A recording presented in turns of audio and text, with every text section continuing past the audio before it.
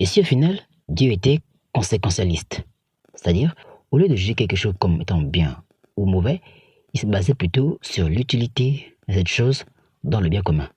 Je sais, c'est une idée assez particulière à accepter, même à imaginer, mais essayons de voir. Ce n'est pas une vérité, mais c'est plutôt une expérience de pensée, on va me dire une idée dont j'ai bien voulu vous soumettre. Alors, tout commence par une vision assez simple. Prenons Dieu comme un architecte, un artiste. Et comme tout artiste, sa création est beaucoup, si ce n'est fortement, une partie de lui. Lorsqu'on crée, pour les personnes qui sont artistes ou autres, on laisse notre identité, notre façon de voir, de penser les choses. C'est même l'une des bases du fait d'être un artiste. Ce n'est pas juste un dessin, c'est une façon de voir, de comprendre, d'analyser.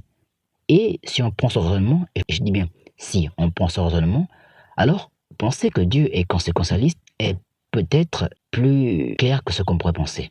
Alors comment on arrive là? Comment du fait de penser qu'il y a un artiste et penser au fait que Dieu soit conséquentialiste? Alors il faut voir la chose d'une manière très particulière. Prenons l'univers comme cette toile en question. Toile d'un artiste qui transmet son âme, sa façon de voir, et voyons l'univers et l'évolution comme, comme un reflet de l'identité de Dieu, comme un reflet de la manière dont Dieu conçoit l'univers. Parce que oui, si l'univers fonctionne avec les lois que Dieu lui-même a pensées, cela signifierait donc que ces lois sont plus ou moins liées à ce Dieu en question. Et donc, par ce fait, on se pose la question, ou plutôt je me suis posé la question, comment l'univers fonctionne? Quelles sont les règles qui régissent l'univers?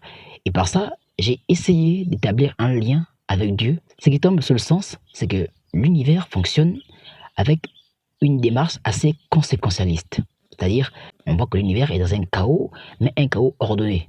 Nous vivons dans un monde où la mort d'une créature bénéficie à des plantes,